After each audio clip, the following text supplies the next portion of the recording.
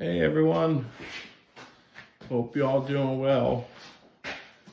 Me and Frank, we decided to destroy our church fellowship hall. I'm joking. The water did that damage, so we're just trying to destroy it and then fix it. He likes the destruction part, don't you, Frank? I like both, actually. You what? I like both. The destruction and putting it back together? Yup. Anyhow, yeah, so we had some water infiltration from the old baptismal. Was right above. This was the kitchen that we've already demoed, but the old baptismal is up here, and at some point it leaked a handful of years ago. I don't know exactly, and in that process it did do some damage, and they repaired the ceiling. I don't know if you can see the different panels there, but yeah, on that corner it came down, I guess. Well, what happened was when it was rug here, and so when it came down it pooled. This floor is not level, and so it all pooled towards this end here. I don't know if you can see that there, but that literally goes down in. So whenever it was originally built, they poured the concrete here. It was a afterthought. They'd already had this center partition in place, which is a load-bearing wall. This is all load-bearing down the center of the building here. So actually, let me take a step back so maybe you can see it a little. Actually, you know, if I turn that camera sideways, it's probably not going to work. So we're having to cut out the sheetrock and the plywood, and I'm still undecided.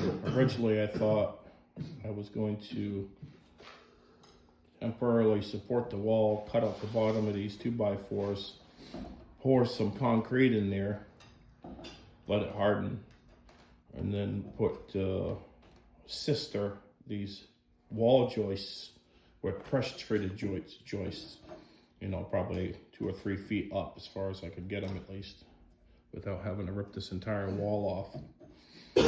So, but I'm not sure. Most of it, there's some rot, but not all of it is rotted. So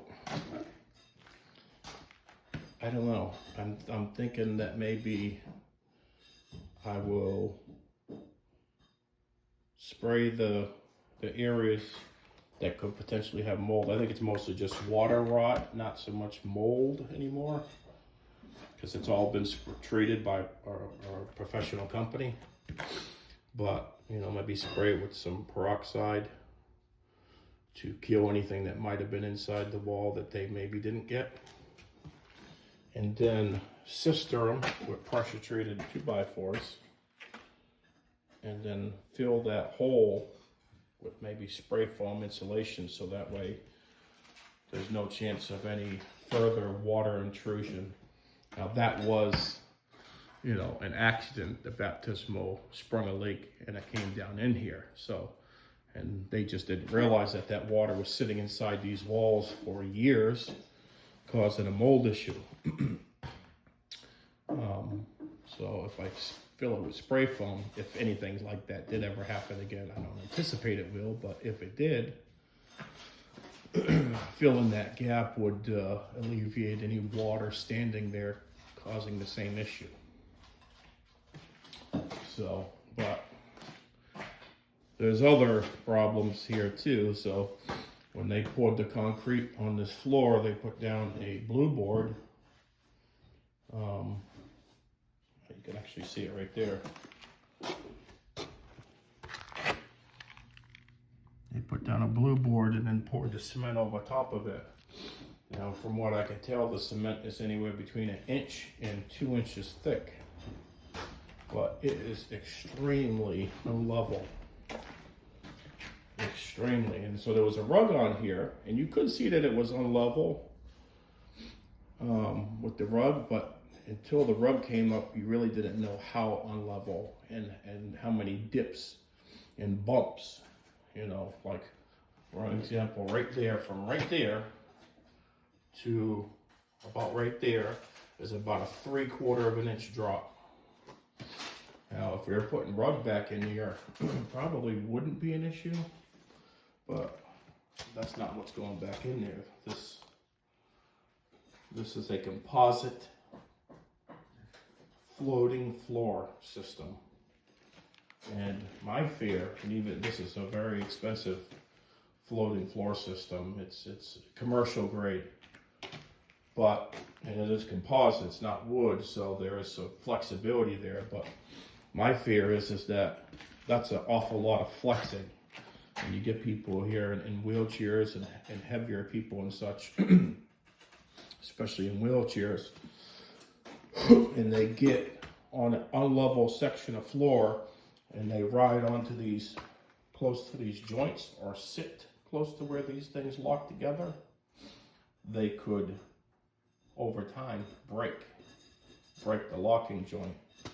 And then from there, it's just a mess. I've seen it happen, so I know it can happen. Now, I've never used this particular kind of flooring myself. I've used all kinds of different floating flooring and good quality stuff too. Just never the commercial grade. So, but commercial or not, it's not indestructible. So, I think we have to level this floor. And I'm not a concrete guy. And we have to level this entire floor. Because I'm standing here looking at it and I can see huge drops and bumps and holes and so forth and so on. So we'll see. It's just a ever expanding project, which is no surprise to me. I was a contractor for years and I've done this kind of stuff, and I know that these things can absolutely happen. You start opening things up in old buildings that many different people through the years have had a hand in working on, and you got different styles of how people do their construction, or, you know, sometimes people take the easier way out instead of, you know, there's all them factors. And then you run into things like this because of that. And so I knew that could happen. We all hoped it wouldn't, but that's just the nature of these things. So that's where we're at with it. And if you like this video, as this project progresses, I will make more. Let me know in the comments what you think. If you want me to do more videos as this thing progresses. There's all the flooring back there. And we got that's a utility sink for the utility room. And these are the cabinets here. They're an oak cabinet with a gray-blue finish, something like that. You can see them here. I think it's going to look really nice when it's done, but you know, how many more surprises between here and there? I don't know. I don't think many more, but we've had enough. So, but yeah, every room down here, this is where the children have their Sabbath school and so forth. Make arts and crafts, what have you. This room here is just a extra room. Sometimes we'll do like foot bathing stuff in here, or an extra space for people to sit and eat. Storage. As upper cabinets need to be repaired, I ripped up the lower cabinets because we had to make sure that there was no mold on this side of the wall. And there was no saving them. They're old, 40 years, they were built in place. So there was just no saving them and taking them out. So for now, there ain't going to be no lower cabinets, maybe down the road.